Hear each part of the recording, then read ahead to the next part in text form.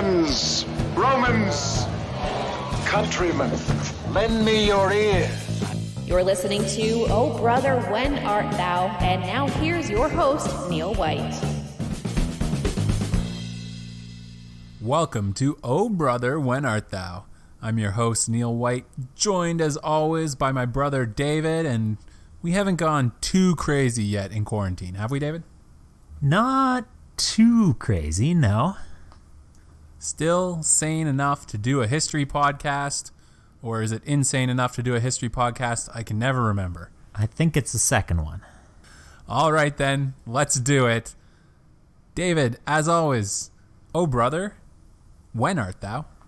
Neil, it's the night of February 14th, 1915, and on top of the Parliament buildings in Ottawa, a poor frozen soldier stands clutching his Ross rifle, staring out into the dark sky, watching for the aeroplanes which Prime Minister Robert Borden has ordered him to shoot down when they arrive. David, this doesn't sound like much of a Valentine's Day date for this poor soldier sitting on top of the Parliament building in February. I've been in Ottawa in February. It would not have been warm. It would not be a pleasant task to get, no. Now, correct me if I'm wrong, David, but the Ross rifle was a personal rifle. How is he going to shoot down an airplane with it? Certainly that's one of the several problems that he faces, is the fact. I mean, you have to remember this is 1915. Airplanes are new. They're poorly understood both by militaries and by the general public, and they're much less capable of high altitude, high speed flight than later models will be. But still, gunning one down with a rifle would be fairly unlikely. Luckily for our poor shivering soldier, it's also very unlikely that any kind of an airplane, but certainly an enemy airplane, will be flying over Ottawa in 1915. Right. Of course, this is World War I that we're talking about. And World War I, for the most part, took place in Europe, maybe a little bit of the Mediterranean, some different areas, but certainly not Ottawa. Why did Robert Borden, the Prime Minister, think there was going to be a plane for this soldier to shoot down? Well, on this particular night, the initial reports came in from Brockville by telephone. The police chief in Brockville frantically called the Parliament buildings in Ottawa to report that multiple citizens had seen mysterious lights in the sky that could only be a bombing raid by German sympathizers in the U.S. crossing the border, something which the Canadian government had been fearing for some time. And with that report in, Prime Minister Borden ordered that other towns along the route between Ottawa and Brockville be contacted to see if they had seen anything suspicious. And in general, when various local officials were contacted, they all felt that they had heard or seen something in the sky, which is what built up the increasing fear in the political leadership in Ottawa until eventually a full blackout of Ottawa was ordered, although there was no system in place to actually achieve that. And then, when it became clear that a blackout wasn't going to work, they turned to Plan B, which was putting somebody up at the top of the Peace Tower with a Ross rifle to try and shoot it down as the last resort. Okay, David, so some of this is making sense. Brockville's close to the border, close to the St. Lawrence, so if the planes were coming from the States, they would fly over Brockville, presumably on their way to Ottawa. And presumably, if you were launching a bombing raid on Canada, you'd want to hit Ottawa, the capital city. But David, it doesn't seem like they were very well planned for this eventuality, considering Plan A was a blackout that couldn't work, and Plan B is this lone soldier with his Ross rifle on the Parliament building. Well, the thing is that the Canadian government at the time was afraid of a lot of things.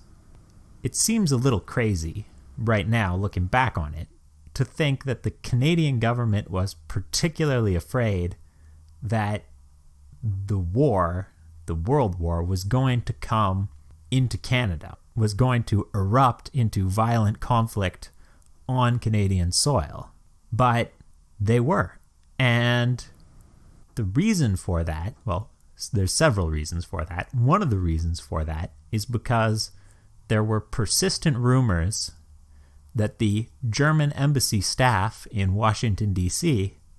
were planning some kind of ambitious invasion or attack or sabotage to take place on Canadian soil to interrupt the British Empire's war effort. And the reason why there were all of these rumors was because, in point of fact, the German embassy staff in Washington, D.C. were trying to put together ambitious plans to attack Canada in a lot of different ways. Okay, so we have some basis in fact for the Canadian fears. The Germans have these plans. What sorts of things were they thinking of, David? Well, the first set of plans were small-scale sabotage actions. Attacks on Canada's industrial capacity to try and weaken the country and divert Canadian forces from the battlefront in Europe to defending Canada.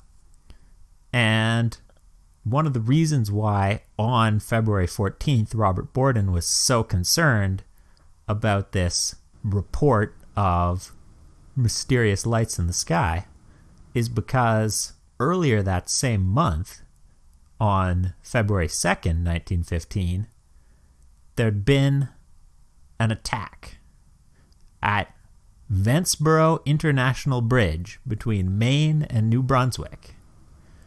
A German army officer from South America had attempted to blow up the bridge and did some fairly significant damage with dynamite, although the bridge still stood and was repaired. So there was some action in Canada, so to speak. There was these attacks, some small sabotage, some attempts by the Germans to try and attract the attention of the British Empire in Canada and force some of their forces to stay in Canada. But David, did they have any sort of capability of an air attack? No. The air attack was a product of the imagination of Canadians who were afraid, possibly justifiably, as the first verified attacks from German saboteurs occurred, that the Germans would have something bigger and something better than one guy with not very much dynamite on the Maine-New Brunswick border on foot. And the question in people's minds was, how could the German embassy in the U.S. launch a meaningful attack? If they're willing to try this, if they think that there's some value in this kind of operation, how could they be more dangerous than just one guy and a bit of dynamite? And the idea that aircraft would be the method popped up very early because, as I've already mentioned, aircraft were new and exciting, and people were speculating about how they were going to change the face of war, which of course they did eventually. And the idea that the Germans might be ahead and might have something was in people's minds. And this led to a rash of sightings. The first well-documented series of UFO sightings in Canada are all of these reports of German airplanes and zeppelins flying above Canadian cities, usually reported as lights in the sky or mysterious aerial phenomena that people were convinced were German airplanes. There's actually several reports of army forces in various towns opening fire at the sky, only to find out later that there was nothing there. And this is interesting to historians, firstly, as an example of the UFO reporting phenomenon, which would become more familiar to us later with the idea of aliens. But it's also interesting as an example of what people thought war might be like or would be like in 1914, when they really didn't know what the Germans could or couldn't do. How do we know they weren't really UFOs, David? They weren't just aliens. Well, we don't. I mean, we know that the Canadian forces who opened fire didn't hit anything. But to be fair, if there were aliens up there, they probably would have been able to fly high enough to avoid a rifle bullet. So, really, there's no way to be 100% sure. All right, David. So, putting aside the UFO conspiracy theories, what happened on February 14th? What happens to our poor soldier sitting above the Parliament buildings, preparing by himself with his rifle to fend off the German air invasion? Well, as you would expect, he ends up stuck on top of the Peace Tower all night, poor guy, and comes down the next morning, probably unhappy, with nothing in particular having happened over the skies of Ottawa, to report that clearly all of this had been overblown and wildly implausible, and really, the Germans probably weren't up to anything at all. But in fact, the German embassy did have ambitious plans, and just because they hadn't managed to put an aerial fleet over Ottawa doesn't mean that they didn't have their own crazy plan to try and change the course of World War I. So if it wasn't going to be airplanes flying past Brockville on their way to Ottawa, David, what was the crazy German plan? Cowboys, Neil. So, the German plan. To cover this, we need to start with Franz von Papen. Herr von Papen was a German embassy official in Washington, D.C., and he was also a spy working for the German intelligence services as their top officer in their U.S. embassy. So when war broke out, they contacted him and asked him to come up with a plan to cripple Canada's war effort. And, of course, Herr von Papen immediately began drawing up plans to recreate the Fenian raids, which were really only 50 years in the past at that point. So the idea that you could do something like that was considered maybe a bit less crazy than it would sound today. All right, David, we've talked about the Fenian raids before, way back in episode 6, The Accidental Invasion. This was a plan by Irish Americans to invade Canada, and then they were hoping to trade Canada to the Brits in exchange for Ireland. Exactly. Like you said, it wasn't that long before World War I that they were trying this crazy plan. Never really worked out that well for the Fenians, especially in our story in episode 6. Didn't work out well for them at all. Why did the Germans think it would be worth dusting off this plan? Well, the first plan that Herr von Papen drew up, he was actually trying to reach out to Irish American groups to do this again, with German funding this time.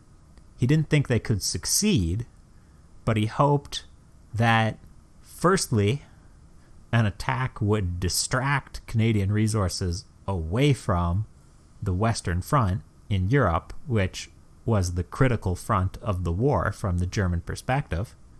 And secondly, that an attack by not obviously German forces might strain relations between Canada and the United States, which could draw even more Canadian forces needing to guard the border in a time of heightened tensions between the two countries. So what did the Irish Americans say, David, when the Germans came to them saying, we want to revive your old plan of invading Canada? Well, if we want to keep this one family friendly, we're going to have to paraphrase. But the essential point was that they weren't interested in this plan. You often have to paraphrase the Irish to keep them family friendly.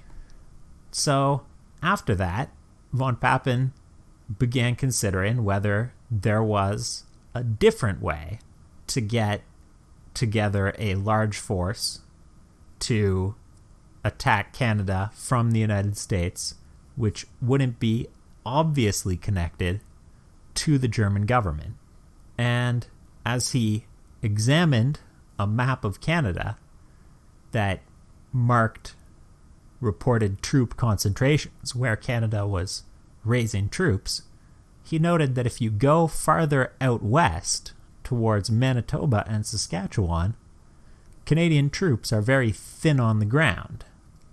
So he thought that perhaps a force recruited out west could invade Canada and, even if they weren't militarily successful, nonetheless remain on Canadian soil for a long period of time, just because it would be hard for the Canadians to get troops there to get rid of them.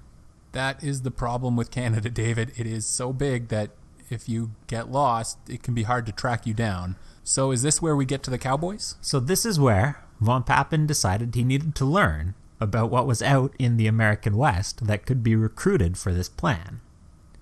And he went to everyone's favorite accurate research source for information about what life is like.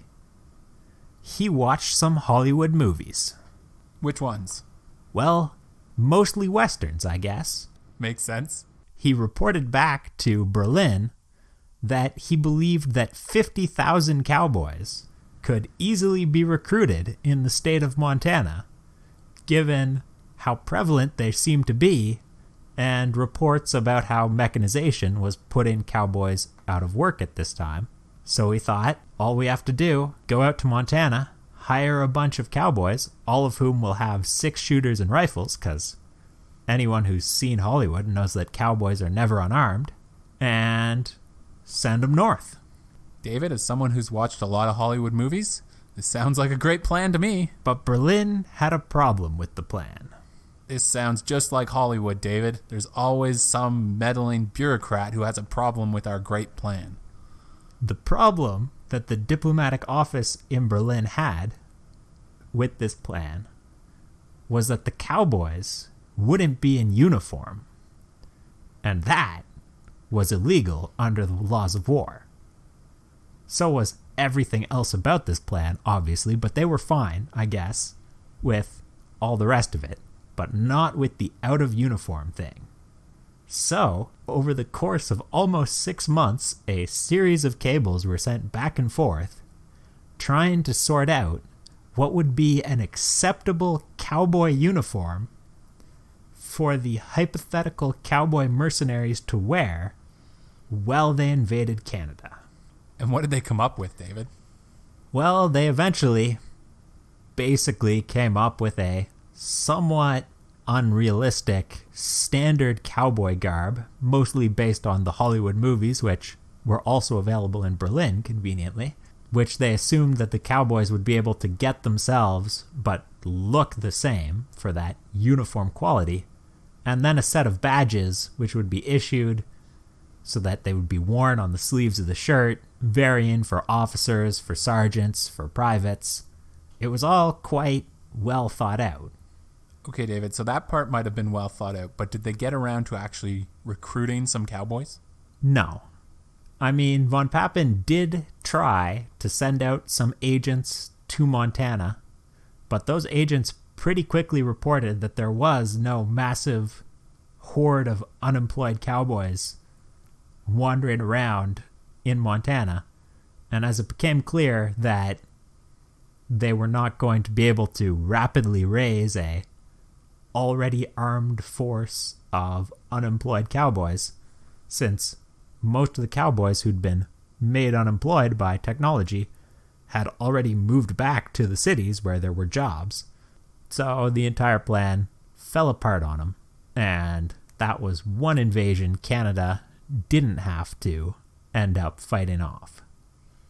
But that's not the end of Franz von Papen and his attempts to grind the Allied war effort to a halt. All right, David, so we've tried cowboys. The Canadians think they're going to try airplanes. What else can von Papen possibly come up with? I've already discussed the Vanceboro bombing. The other large attempt to sabotage a Canadian war materials factory occurred at Walkerville, near Windsor, just across the river from Detroit, where a local German-American Detroit citizen was recruited to cross the river and blow up a Canadian uniform factory and also the drill hall for the local Canadian unit which was being raised to go to France. The bomb in the uniform factory went off and did some significant damage, but luckily caused no fatalities. The bomb in the drill hall failed. It was a mechanical issue with the timer, which is lucky because it very likely would have killed a large number of people had it exploded.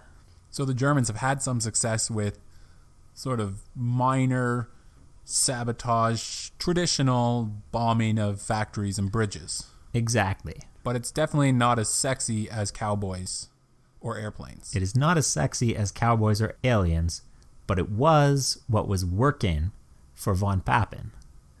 And that's what drove his next crazy plan. Well, two crazy plans, actually.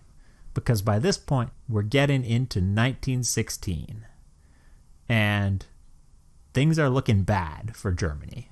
Substantially worse than they did earlier in the war. And America is looking more and more friendly towards Britain as more and more American firms supply war material to the British Army, and as the blockade of Germany means that less and less trade is going on between those two countries. And that led von Papen and his superiors in Berlin to decide to launch a series of attacks, not on Canada, but on America itself. This seems like a bad idea, David. What do they say about poking the tiger? Sometimes you gotta grab a tiger by its tail and then get horribly, horribly mauled. That's a lesson everyone has to learn, I guess. The largest attack of the war, the largest sabotage attack of the First World War, is called the Black Tom attack. Occurred in 1916, Long Island, very close to New York City. Luckily, the munitions factory they attacked was on its own separate island, but even so, dozens of workmen were killed or injured, and millions of dollars of damage was done, and the American Bureau of Investigation, the then existing predecessor to the Federal Bureau of Investigation, was dispatched to find the culprits. And although it was hard for them to prove that the German embassy was at fault, it took them a very short time to realize that this was most likely the work of the German embassy, and from their earlier investigations involving the Canadian sabotage incidents, suspicion fell on von Papen practically immediately. So, David, the Germans have had a successful attack in the U.S., but is this going to be the end of von Papen and his ability to run plans now that the Americans are suspicious of him? The end of his ability to effectively run plans, yes. Von Papen will end up being sent home in 1917 when America joins the war for partially unrelated reasons, although the Black Tom incident certainly wasn't unrelated. Even as he's being expelled, the Bureau of Investigation is running down his efforts to work with Irish and Indian revolutionary movements that had exiles present in the U.S. to attack the British Empire in those countries, which will lead to a fantastically complicated series of trials related to how he was funding them, where the money was going, efforts to ship arms to Ireland. He has a lot of crazy plans going on at this point, but none of them will have another successful attack simply because of the amount of investigation that he's under. That's really the end for von Papen and his spy ring in the First World War.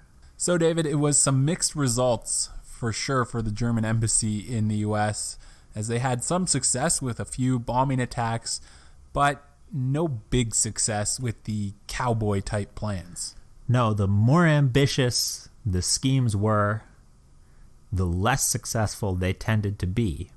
A lesson that the entire world would wish that von Papen had learned in the First World War, because it would be his crazy scheme to try and become Chancellor of Germany, which would lead to putting Adolf Hitler into that same position.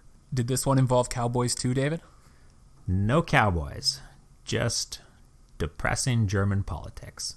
So, David, thanks for telling us this story about how a bunch of unidentified flying objects, which turned out to be nothing at all, were a forewarning to what the Germans were doing and what the Germans were planning.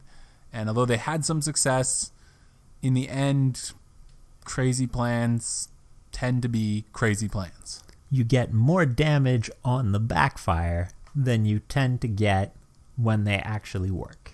Case in point, Adolf Hitler becoming the head of Germany in the 1930s. That would be a very bad one, yes.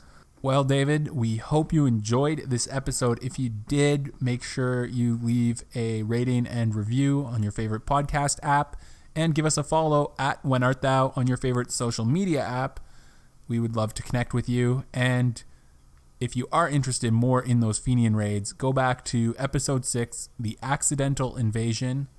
And it is quite a funny story about how the Fenians got lost trying to invade Canada. David, we always like to end with a quiz. Are you ready for a quiz now? I suppose I could be persuaded to a quiz, Neil. All right, Easter's a little different this year, David, with everyone being stuck inside. But there is one person officially allowed to go around on Easter to everyone's house. That, of course, is the Easter Bunny. And our spies got a list of where the Easter Bunny was stopping this year to leave some chocolates behind. So for the quiz, your job is to guess who the Easter Bunny was visiting. All right. Start off with a nice easy one here. His first stop was at Monticello. Monticello with Thomas Jefferson? You got it, David. That was the Easter Bunny's first stop.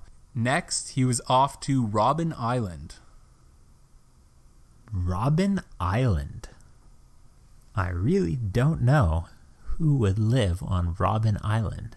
The Easter Bunny was visiting Nelson Mandela. That's the jail where he spent most of his 27 years in prison. Ah. The Easter Bunny's next stop was on a ship, David, the HMS Victory. The HMS Victory. Not the flagship of Nelson at Trafalgar.